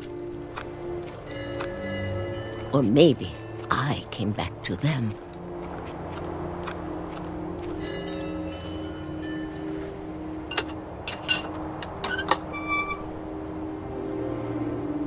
Things I can't explain, but that I need you to try and... Edith, what are you doing in here? It's mine. Edith! Mom, you're gonna rip it! Let go!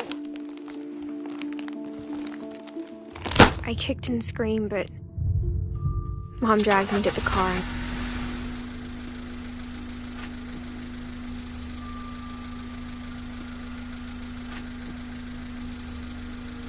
I never saw Great-Grandma Edie again. The next morning, the van came to pick her up, but she was already gone. After that, we moved around a lot.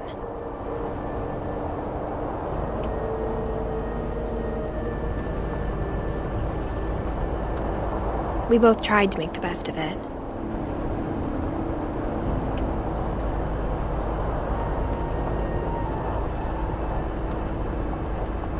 A few years went by.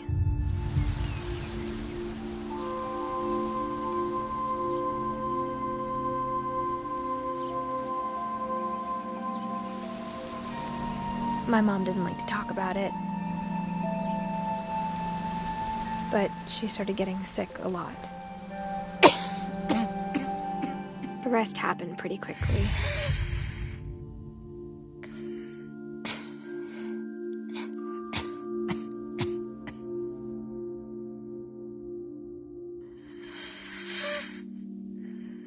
She got better for a while, and then she didn't.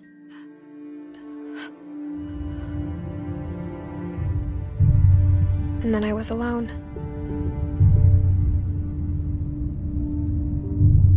The last Finch left alive.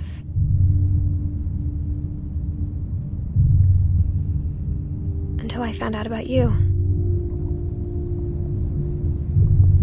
I'm still not sure what to tell you about all this. If we lived forever, maybe we'd have time to understand things. But as it is, I think the best we can do is try to open our eyes and appreciate how strange and brief all of this is.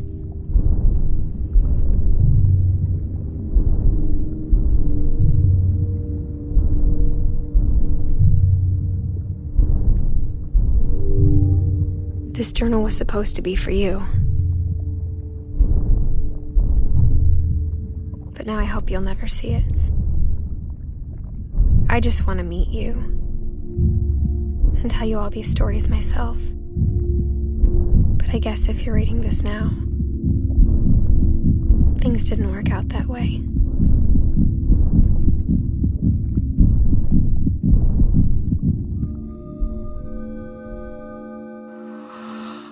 This is where your story begins. I'm sorry I won't be there to see it. It's a lot to ask, but I don't want you to be sad that I'm gone. I want you to be amazed that any of us ever had a chance to be here at all. Good luck.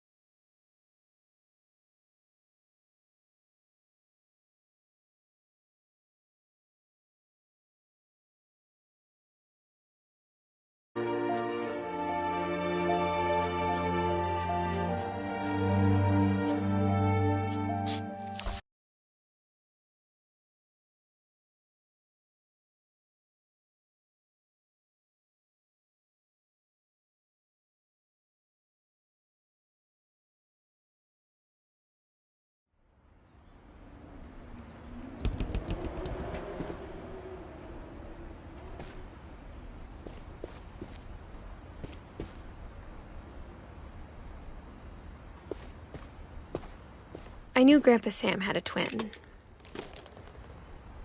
and that he never talked about him. I guess my grandpa didn't like history any more than my mom did.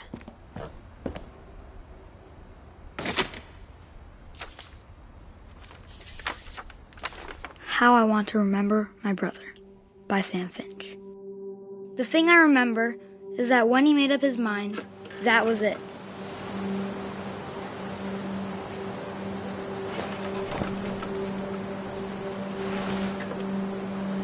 My brother said he'd die before he ate another mushroom, and he did.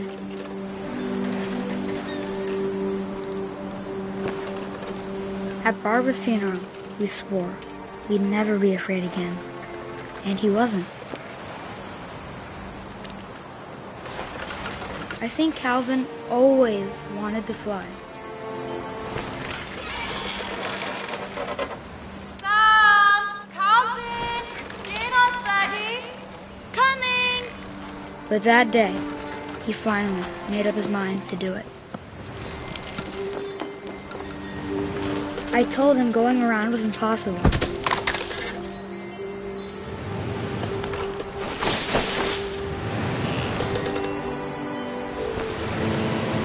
Maybe if I hadn't said that.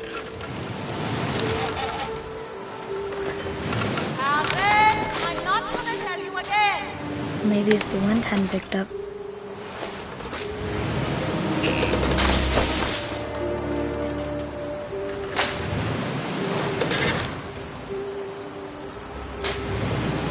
Then maybe he'd still be here.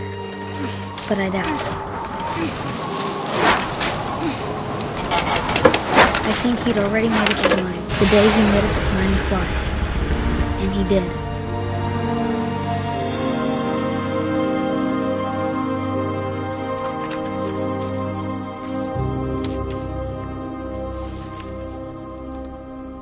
Calvin's story felt strangely familiar. When I was younger, I remember trying to do the exact same thing.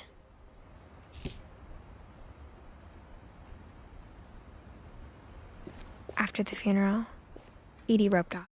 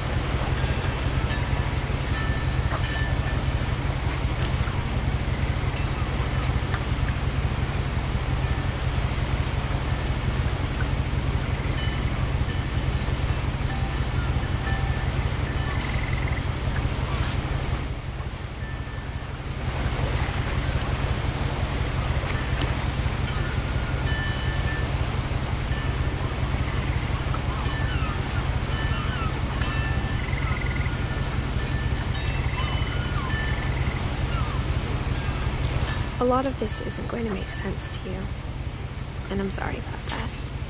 I'm just going to start at the beginning. with the house.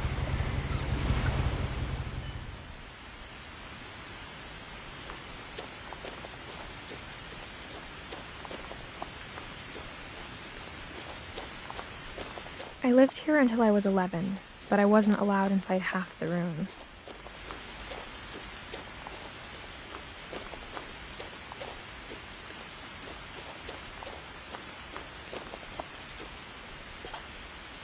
Inside the mailbox were bills from 7 years ago, marked urgent, open immediately.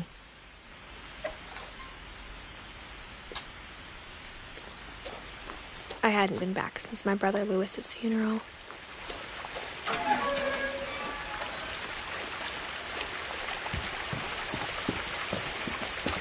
In her will, my mother left me a key, but didn't tell me what it unlocked. Maybe she thought I'd know, or she thought that the mystery would be enough to bring me back.